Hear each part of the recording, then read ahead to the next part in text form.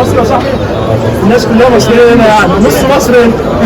السلام عليكم ورحمه الله وبركاته يا شباب. لو انت مفكر المصريين بس في مصر، انا احب اكد لك ان نصهم في تركيا. الفتره الاخيره دي اعداد المصريين والعرب زادوا في تركيا، وبالاخص المصريين. فانا حابب اعرف السبب، وحابب برضو اوري المشاهدين ايه السبب. الناس هنا هل تركيا كويسه ولا تركيا مش كويسه؟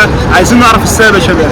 ان شاء الله لو بتتابعني من اي منصه، الفيسبوك او اليوتيوب، ما تنساش انك تدعمني او تشترك في القناه وتعمل لايك كده جميل علشان نستمر يا طيب.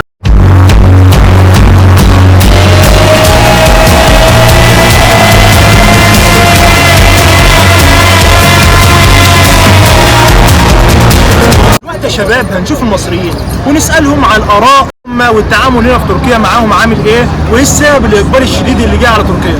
هل هم مرتاحين هنا ولا مش مرتاحين؟ وقابلنا شخص مصري دلوقتي راجل محترم، هنساله عن تركيا بصفه عامه وعن الطبع اللي خده عن تركيا وليه الناس كتير بتيجي تركيا. السلام عليكم يا صاحبي. وعليكم السلام يا صاحبي. اسمك ايه؟ اسمي عمرو يا صاحبي. هيبقى كبير. عايزين بس نبص للكاميرا عشان الناس تشوف. تمام. انا عايز اعرف ايه السبب ان المصريين كتير جم تركيا. السبب ان مصر ما فيهاش شغل، كل عطلان ومرتبات وحشه. هل هنا يعني احنا دلوقتي بنقول للناس تيجي تركيا على طول هنا في شغل؟ لا، مش بقول للناس تيجي هنا في الشغل، هو اللي جاي يجي على مكتب صنايعي هيجي يشتغل. ده الحرف بس، يعني الناس اللي هم عندهم حرف بس. صنايعي كلام من ده، انما غير كده مش هيعرف يجي هنا يتسوح. وديك زي ما انت شايف الناس بييجوا يناموا هنا على الارض. فاحنا يا جماعه بسبب اللي احنا بنقول برضه في الايجابيات قبلها نقول السلبيات. الناس هنا بصراحه بتنام على الارض. يعني الناس هنا بتيجي صراحه تتسوح، وفي ناس كتير بتقول تعالى وتعالى وتعالى ونعمل لك، وفي الاخر ما معهمش فلوس. والراجل ده معاه 2 ليره وهيورينا. هو بيدي لك 2 ليره. أيوة. الراجل اللي معاه 2 ليره خليهم معاه. والله الدنيا هنا والله العظيم يعني مش حلوه قوي ولا وحشه قوي، بس هي احسن من مصر. يعني هي احنا بنقول ان هي افضل من مصر في حاجات. ايوه طبعا، فده مفيش شغل في مصر. بالظبط كده يا شباب.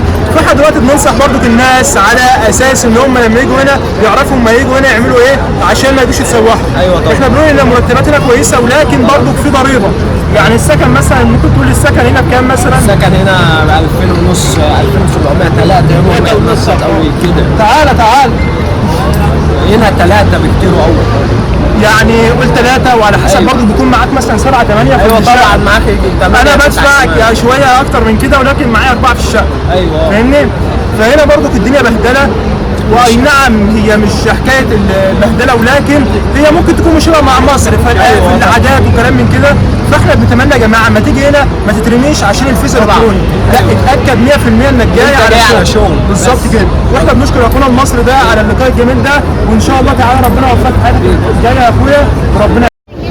دلوقتي يا شباب بعد ما سالنا الشخص المصري عن الطبع هنا، هو ممكن يعني يكون اكتر حاجه بالايجاب، ولكن هو قال برضه ان في سلبيات، وان في حاجات هنا طوابع للغربه عامه، وفي ضرايب بتدفع للغربه. فقبل ما تيجي ما تتسوحش، لازم تكون واثق 100% انك هتيجي على شغل. تمام؟ وحاجه اخيره، ان هنا الناس والله العظيم بيترموا في الشارع، والحاجه هنا مش رخيصه. يا شباب احنا في ميدان شيرين افرو، وبالتاكيد يعني اكيد عارفين ان فينا عرب كتير. فاحنا برضه واحنا ماشيين في الشارع كده لو لقينا عرب هنحاول نسالهم عن الاراء اللي موجوده هنا، بحيث انها تتعكس للناس في مصر وتوضح لهم اكتر عن اللي موجود هنا. ما هياش جنه يعني. شباب هنخش لواحد تاني ونساله على الاراء الموجوده هنا في تركيا. السلام عليكم يا صاحبي.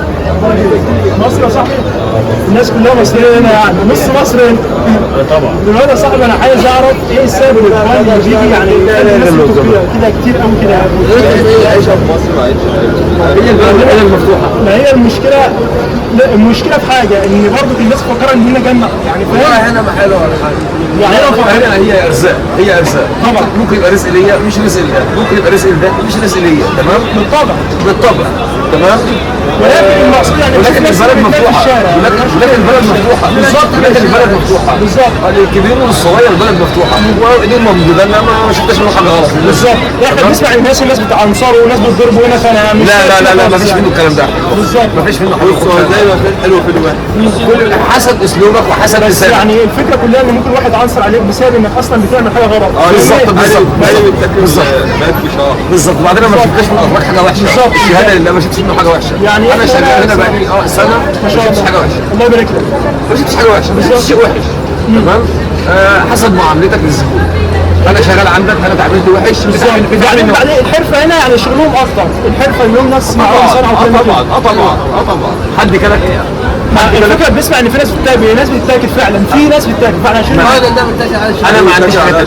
بالظبط كده يا جماعه. دلوقتي احنا بنتكلم ان في ناس هنا والله العظيم انا ما بتاكلش اي حاجه. انا سنه هنا ما بتاكلش اي حاجه. الطبع بيبقى يعني في كل واحد بيتاكل. انا شفت ناس نايمه في الشارع، ناس نايمه في الشارع، وفي ناس طبعا شغاله وربنا مرضيها تمام. ولكن انت اتكيت في ايه؟ يعني شغال في ايه مثلا؟ مش كده. يلا ماشي هجي لك. راكب مع عربيه بتلف توزع اللي هو على السميد وكلام من والحاجات بتاعت اللي هو بيعمل وزعها على فروج على الافراح. اشتغلت الشهر اليوم الاربعاء كان 4/9 باين. اشتغلت لغايه الشهر الاربعاء اللي فات ما بقيت بس ده غلطه برضك من الشخص اللي مندوبك اللي يجيب لك الفلوس اللي انت تجيب بالظبط كده. مندوبك غير كده يا جماعه. بنتكلم لما اشتغل مع واحد شهر ما بقدرش ما اشتغلش معاه تاني. بالظبط كده بالظبط. وبرضك انت تحاول انك تعمل هنا اقامه، لو اقامه طلابيه تعمل اقامه عشان تبقى عايش مرتاح وتجيب تجيب حقك من عينك. فاهمني؟ يعني معلش الكلمه هي برضك الناس بتتاخد مفيش ترحيل ومفيش كذا وكذا، ولكن في ناس بتتاخد ويبقى خايف معلش في الكلمه ان واحد ممكن يشتكيك، واحد يلبسه تهمه مش عارف ايه. مفيش الكلام ده. احنا بنتكلم بقى في العموم. يعني ممكن واحد يشتكيك، ممكن واحد انت خايف تطلب بحقك ليه؟ ما هو يروح يشتكي تركي هيروح يشتكي؟ مش هيعرف. لا طبعا. عشان هو غير قانون. تمام. مفيش لغه وغير كده هو كسر مثلا فاهمني او كده فاهمني. فخلاص يعني فاحنا بننصح ان اي حد يجي يبقى معاه اقامه وخلاص. اعمل اقامتك بالظبط كده. اعمل والله ربنا يوفقكم يا شباب وان شاء الله تعالى ربنا يوفقكم ويكتب لكم رزق يعني وتروحوا مع اولاد حلال. وانت يا عم لما تشتغل مع واحد شهر وما بدكش ما تشتغلش معاه تاني. وربنا يعافى يا شباب واتشرفت بيكم يا شباب. بعد ما خدنا راي كام شخص فاحنا بالتاكيد لازم نقيم في الاخر الاراء بتاعت الناس، وهم قالوا بالسلب وفي ناس قالت بالايجاب. وانا شايف ان السلب يعني هو المفروض الغلط من عند المصريين. فانت تحاول بقدر الامكان انك تعمل اقامه، تحاول انك تمشي رسمي بدل ما حد ينصب عليك ما تعرفش انك تجيب فلوسك. وما تشتغل عند واحد شهر ما تكملش معاه الشهر التاني لما تقبض منه. واحنا ان شاء الله تعالى مستنظرين منكم انك تدعمني بالاشتراك واللايك الجميل بتاعك، وان شاء الله الفيديوهات الجايه تبقى اكتر واكتر ونوضح لكم سلبيات وايجابيات